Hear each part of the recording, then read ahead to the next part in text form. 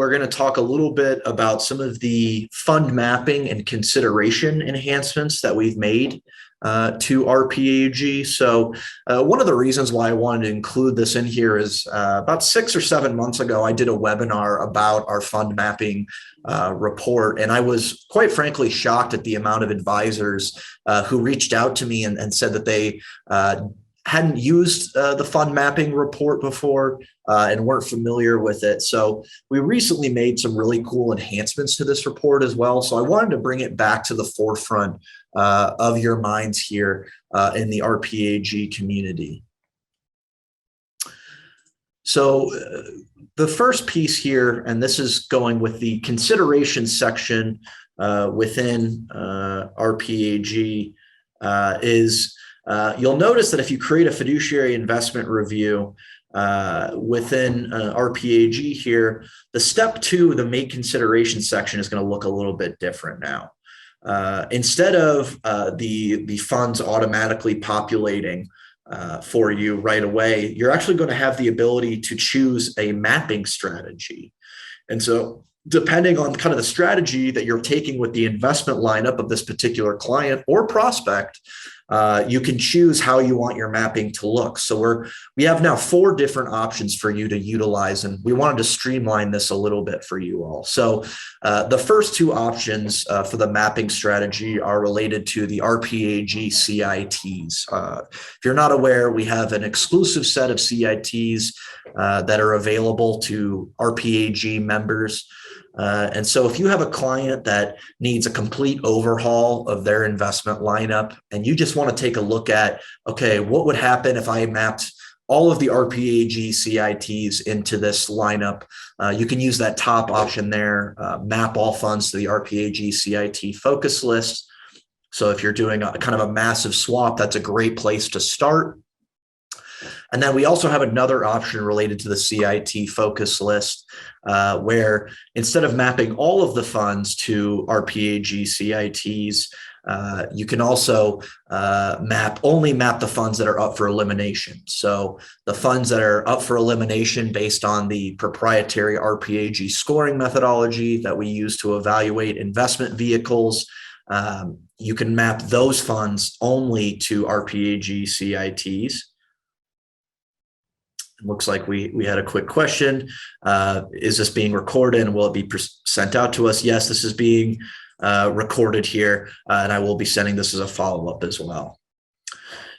So those are your 2 RPAG CIT options that you have there. And then lastly, we have a My Fund menu option. And if you've been with us here at RPAG and haven't gotten a chance to use the My Fund menu, I would highly, highly, highly recommend that you do so.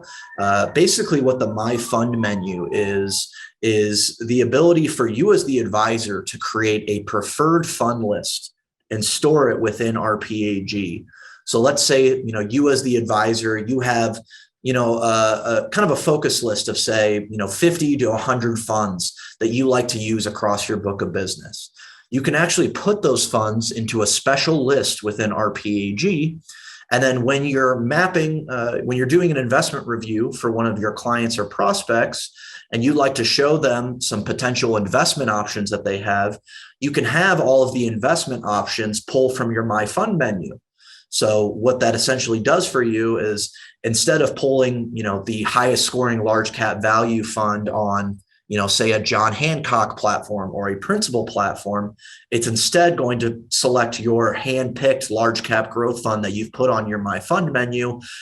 So what a lot of our advisors will do is update their focus list on a quarterly basis and then update those there as well.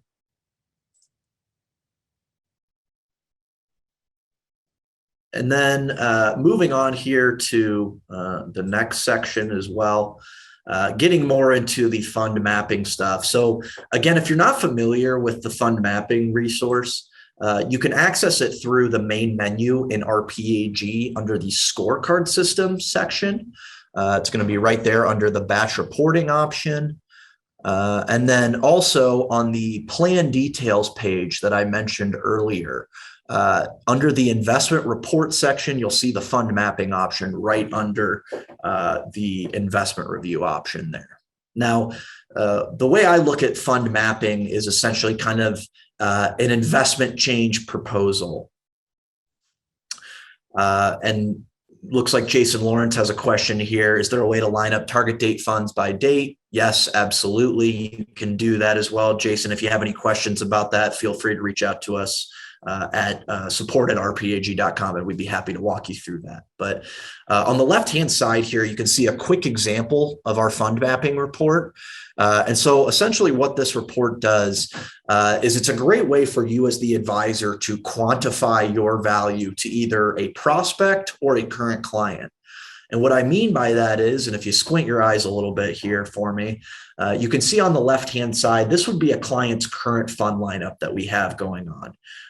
You can see we have, the clients in the American Fund A shares there. We have all the expense and revenue sharing as well as the RPAG score for the fund.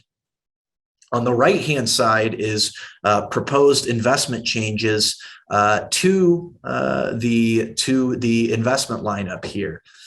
So as you can see here, if you look in this little S column here, you can see the score for each fund in this lineup is listed right here. And so if I was an advisor, I'd point out things like, hey, your large cap growth fund is scoring a 5, or your international equity fund is scoring a 5. Hey, well, what if we switch you over into funds that are scoring a 10 out of 10? And what you can also do is aggregate the whole fund lineup to show overall savings as well. So you can actually quantify the dollar amount and basis point savings that you're providing to this client or prospect.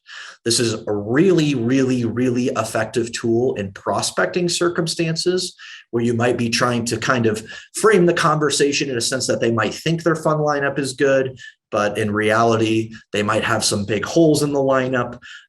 It's also a great way to introduce things like the RPAG CITs as well, showing great fund manager performance also with lower expenses as well. So we've had this fund mapping report for a little bit here, but we've added some really neat enhancements to it. We've added 3 different types of fund mappings that you can run. Whether you're doing kind of a traditional fund-to-fund fund mapping, that's like the one that you see here on the left-hand side. Whether you're doing a share class to share class comparison, where you might be trying to show some share class options. And then an expense comparison as well, showing side by side, hey, if we went ahead with these proposed fund changes, here's what your expenses would look like here as well.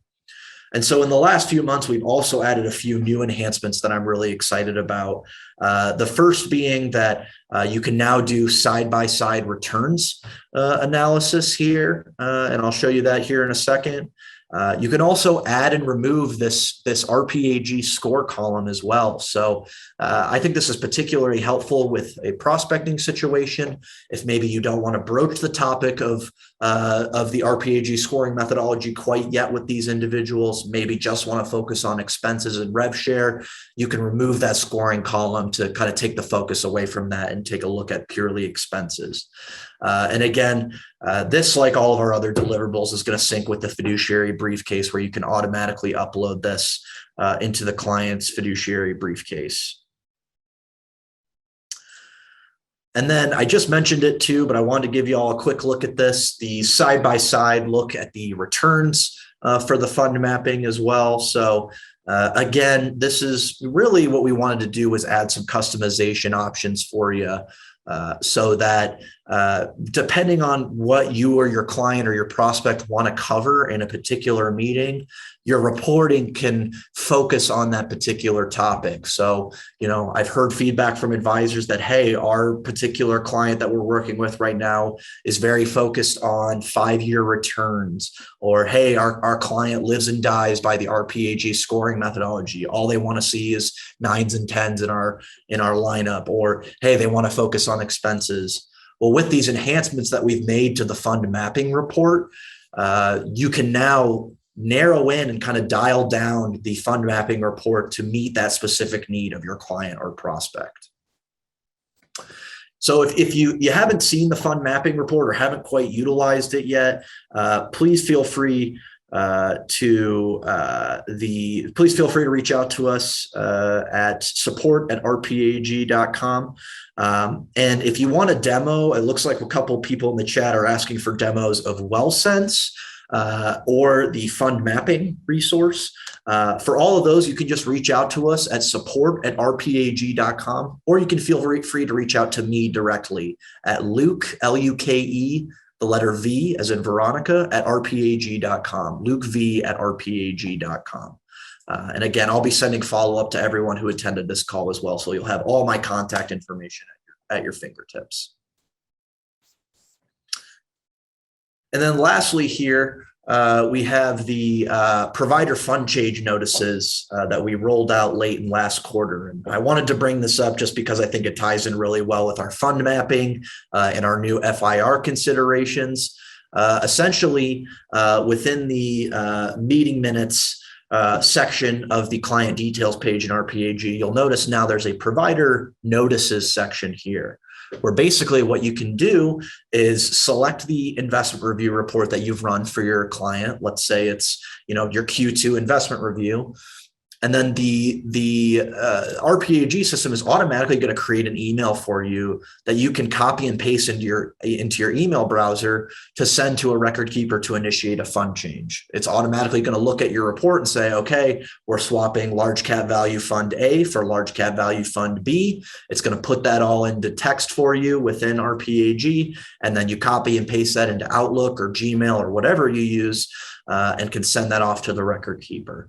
So with the smash hit that the automated meeting minutes and the automated meeting agendas were, we want to keep taking that a step further and keep adding little bits of efficiency to your client and prospect servicing process, so that no time is wasted in there, and that you can make sure you're pumping out these investment reviews and these fund change notices and executive summaries and meeting minutes and agendas, all with just a few clicks of a button. So again, as I mentioned earlier, if you have any questions about any of these resources, please feel free to reach out to us at support@rpag.com, and we can walk you through these reports as well.